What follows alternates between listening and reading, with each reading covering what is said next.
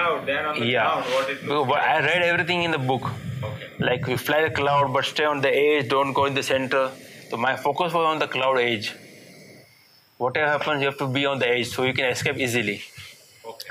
And just climb the cloud base and go downwind with the full speed bar. Okay. And catch for another cloud, another thermal, and again go to a cloud base. That was my this thing. You are not scared of using full speed bar then, because even today, not many of us use full speed bar. When you know your wing, you don't scare. Okay. So you have to get used to yours. How lengthy did you go? How far? I did only 4 climbs. Okay. And I covered 76 kilometers. Almost like a Baramati. I reached Baramati. It was what, like 76 kilometers is a guessing distance No. from here to there, or No, some kind no. of measurement? I know the takeoff point and I know where I landed. Okay. On that, I mark things on the map, and with the scale, I measure the thing. So that time we were not using the GPS. There is no GPS. No GPS. So there is no vario also for climbing? There was Vario. Okay. So vario. I have the Vario, yeah. Okay. So That recording I had. GPS. But not the GPS. But that was one of the amazing experience. Like when I landed, people were working in the field. They all hid behind the trees. They thought hide behind the trees. Nobody was ready to come out of the field or something. They thought some alien is come from somewhere. Okay. So they were scared because they're scared. They have not seen such kind of an object in the sky before in their life. Yeah. Okay. So I removed all my helmet and the balaclava and all goggles. Then started talking in the Marathi language. Then they got comfortable. Then they one after another, second, third, fourth, all started coming. Okay. And finally, they took me to the village, and they give me a great welcome. They treat you like a god. That was a Because great you feeling. came from the sky, obviously Yeah. you are the god. And the Sarpanch was there, and Sarpanch told me today, in whole of our town, means our village, all houses are empty. Everyone is come here to meet you, Oh. and all doors are open. Wow. Right from the smallest boy in the village till the oldest lady of 95 years, they all are here next to you. So you used to do this back and forth, and then you developed your cross-country skills? Yeah, this is like a very बोलते हैं स्वाद चखना. Okay. So this is something like now I tested the cross country. All right. So this is the best of the paragliding. The people who will start doing cross country, they will not do anything else. They just keep going cross country. True. So then I started flying in Sinhagad.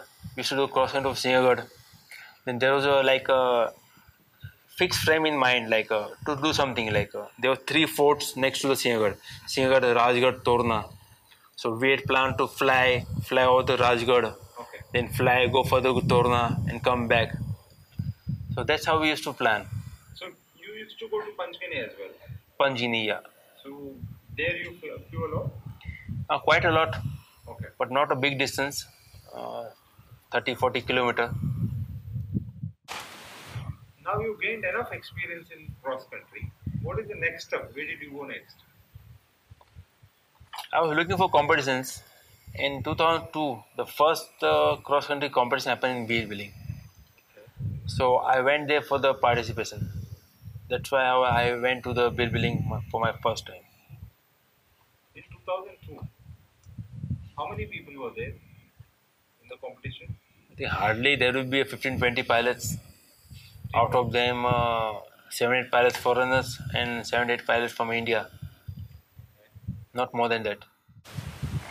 Okay, so the flying in Billing how is it different from your regular flying in Pune? See, flying here in Maharashtra in Sahyadri is totally different than flying in the Himalayas. Okay. Here we are flying in dynamic wind, and there we are flying in the thermic wind. We are only flying thermals there. Okay. So it's difficult for the pilot to fly here in Maharashtra, in Sahyadri, to fly there. Similarly, it's difficult for pilots flying there to fly here. because there is no lee concept.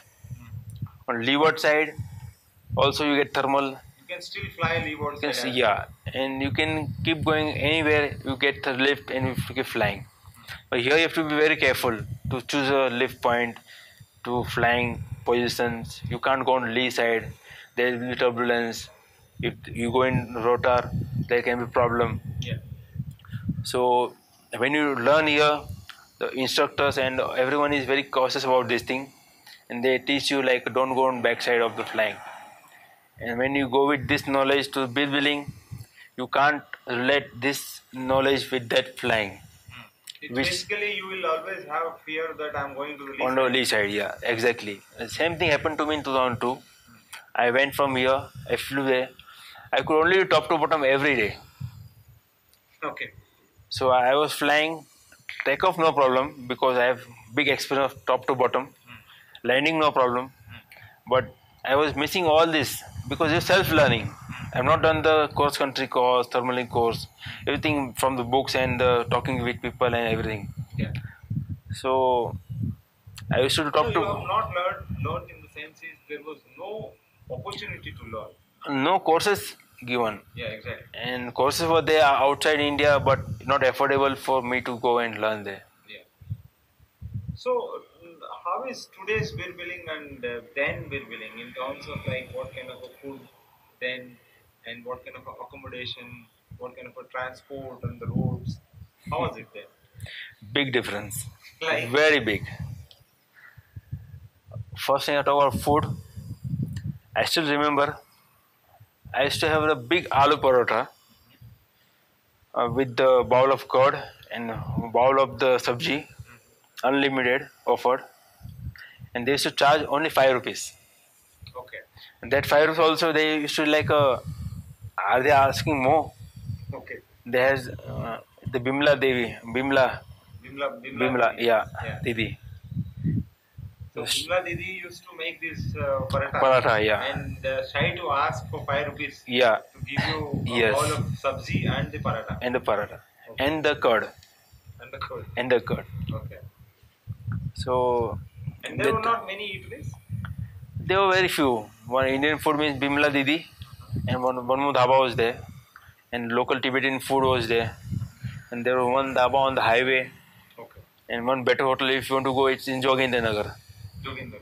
and if you want to go much more better, then you have to travel to Dharamsala, not Dharamsala, apna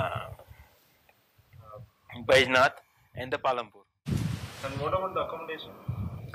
Accommodation was very cheap that day. There was only few accommodations available, and local Tibetan homestay, and that's it.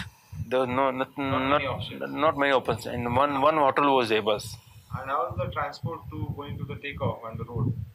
It was very beautiful. Very few taxi were there. Maybe 10, 12 taxi were there, and road was whole Kacha road. Means this is a true Himalayan road, I will say. Oh, Like like you, what you see today in the interior Himalayas. yeah, there's something like that. Okay. You're going in the taxi with the gliders, and small van is to be there, and two vehicle cannot cross. So you have to stop somewhere to make them go, like go in reverse for half kilometer or something when you come face to face. Okay. And some places are like a landslide prone area, so couldn't stand there. Okay. So there was some small bamboo ka fali or some tree block. Okay. So one tire is on that wood block and one tire on the land. It was real adventure. One on the wooden Yeah, block. it was real adventure means I will say And even going to the takeoff is also an adventure. adventure. Okay. And one chachu shop was there, and few pallets are there. It was heaven, I will say. Today it is gone. Yeah. What is the plan from here? What did you go further? What did you do further after you got used to Birbiling and you must have gone distances in Birbiling. You tried distances and all in Birbiling? Yeah, it's like a building means first you start flying cross country. Yeah. Then similar what is today, same thing of that time also. You go to Baijnath. Get used to the longer distances. First you used to all the villages. You start flying there, you land in all the villages. Okay. Then you go towards the big face, come back, then go to Palampur and come back, oh, and then go to Dharamsala and come back is the biggest achievement. Those days. Okay. Those days. It is still a big Still a big achievement. Yeah. for a first time. But now one more level is there. You have to fly to Manali. Yeah. Yeah. That I have to do now. Okay. Where did that experience took you further? I got first opportunity to fly in cross country competition in Asian Championship in Korea, South Korea. Outside the country. Yeah, outside the country. So first time we went as a team India to represent the country. Who are? Myself, Gurpreet Dinsa, Dilip Kotecha, Rosnalal Thakur, and Eddie Kumar. We five were there as a team India. So can I call this is the first Indian paragliding team? Yes, this was the first Indian paragliding team. All right. So how was the competition there? So it was first competition for me. Okay. So we thought that we should go early. So I went there a week earlier there. But the weather was not good. It was raining all throughout the competition also, before also. So we only had 2 days of the task. Out of 2 days, one day was a downwind takeoff. And we all managed to go downwind, launch and finish the task. Otherwise the comp was like washed off. So you went from Pune, you went to wheelbuilding competition, and from there the next one is after some experience in wheelbuilding, next one is Korea competition. Why only competitions? There was no casual flying like what we do these days. So in this flying, I have learned that after flying competition, I have learned one thing like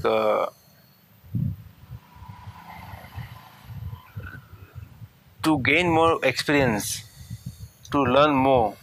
This is the best thing to do. Means to just take part in the competitions. I mean, are you trying to say if you have a basic sufficient skills to thermal, to go distances, to keep yourself safe, to understand the basic weather, go to competition? Yes. Why? But going to the competition is something is a very scary thing. That's what people think. No, who says? Okay. It's not scary. When, in the sense of like there will be too many gliders. When No. in the gaggle there will be 30-40 gliders. No. You have to have enough experience to be there with them. See, everything has a plus and minus. Okay. So how I started my competition career is like to learn. Means I went there for the learning. So Okay. you went to competition not for the competition, to learn flying. Yeah. I didn't went for the winning. My aim is to learning. Because in competition, what you do, you pay some nominal amount of fees, Okay. and you get the time to fly to 5 to 6 days. You get a free of cost weather report, best weather report. You have the people who are looking after you. You can retrieve you from the wherever you land. They can pick you up. They can take you to the takeoff, and you have the best pilot to set the task in the best condition. Yeah. And you are flying with the best pilot. True. You're always So, watched. so you watch them, what they're doing, and in the evening you debrief with them like you are doing this thing, why you are doing this thing, and what are the plus and minus. That's how you keep learning more and more and more. And scary part what you're talking about is like it is your call. See, it's time to take off in the competitions. You have to decide. If you want to go early and fly with the gaggle, if you're scared, so go late. Stay out of the gaggle. Stay away. Slowly you get used to the gaggle and then get into bigger gaggle. Okay. So that's how you learn. So is it not that competing and flying in a unknown territory is scary? So it is much more safer actually. The task is set by the best pilot, Okay. and they are known to the territory. They know the weather, and you have the waypoint, everything. When you're flying in the competitions, you don't have to lead. Yeah. There are many more pilots who are going to lead the gaggle. Yeah. They're going to mark the thermal. You just follow them. So you are trying to say that the way which you are supposed to go is already somebody else is going. Yes, You just follow them. just follow them. So if they are safe, you are safe. They're safe, you're safe. Yeah. What is the current plan? See, my current plan is for many years to do something for paragliding, to help locals to do the flying in India. So I managed to take a break from my business for a few times and set up a base for the paragliding, which is Orange Life Adventure, where we are sitting right now. And my aim to teach the pilots to take my path, like a competition, like who wants to do and go for the competition, be a competition pilot, and also set up the maintenance for the gliders, like trimming, line checking, Why porosity. maintenance of the gliders? Where did that coming from? It is very essential because But see, whatever. my when I started learning paragliding, that school was also the owner of the first Indian paraglider manufacturing factory Where? in India, in Bombay. Oh, okay. What was it They were called? manufacturing Harley India paraglider. Oh, okay. So it's a UK-based company. Some Indian people have taken the right to manufacture a glider, and they were manufacturing right here in Bombay. So you have the technical in-depth knowledge of because you have Everything, watched it happening right in front of your eyes, everything, how it is made. from the cloth to the lines to the glider, Okay, it is all in front of me. okay. So you have the in-depth knowledge of how to maintain the Everything, glider. yes. So you want to set up the glider clinic.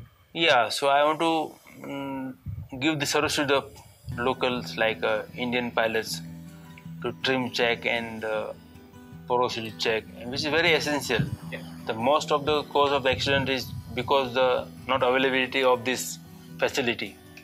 Yeah. So I have started this thing in India for first time. Thank you so much, Vijay, for sharing all your experience. My Thank pleasure. you.